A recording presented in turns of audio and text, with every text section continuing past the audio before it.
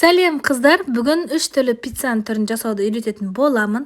Ең алдымен тауықтың еті, екіншісі пепперони пиццасы, яғни ашылау пицца, үшіншісі осылай фаршпен жасалған пицца. Барлығының тестасы бір теста. Қазір барлығын көрсететін боламын. Видеоның соңына дейін қараңыздар. Сырын да көрсетем қандай сыр екенін.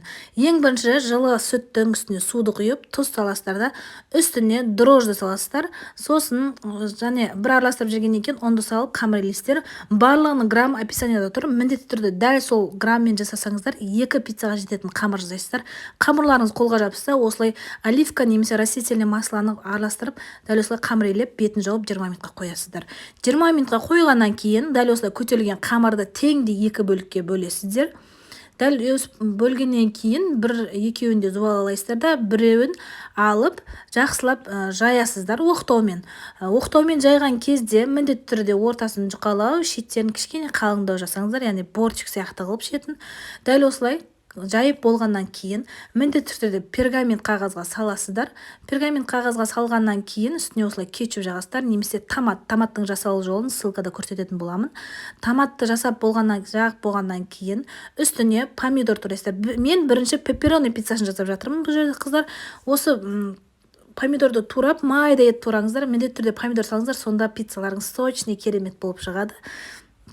Оның помидорды салып болғаннан кейін үстіне дәл осылай сыр, 50% кез келген сыр, моцарелла болсын, гурман болсын, ломбер болсын, қалаған. Дәл осылай сырды қалың етіп турап болғаннан кейін саласыздар да, үстіне дәл осындай краковский колбаса, немесе кез келген колбасаны қолдана берсеңіздер болады. Дәл осылай салсаңыздар, 180 градуста 20 минутта піседі. Міне осылай кессеңіздер, ыстық болып тұр. Бұл жерде қатты анық көрсете алмадым. Міне керемет, созылмалы, әдемі пицца шығады. Жұмсақ, міндетті түрде жасап көріңіздер. Енді екінші пицца жасаймыз. Чикен немесе тауықтың етімен жасалған пицца. Қамырын дәл жаңағындай етіп жайып, пергаментіңіз болмаса мен сияқты фольгаға салсаңыздар да болады. Үстіне дәл осылай кетчупын міндетті түрде жағатын боласыздар. Кейін үстіне осылай помидорды домалақ етіп турайсыздар. Кез келген көлемде турай бересіздер. Помидорды төрсіп шығып, үстіне болгарский салыңыздар. Болгарский керемет дәм береді.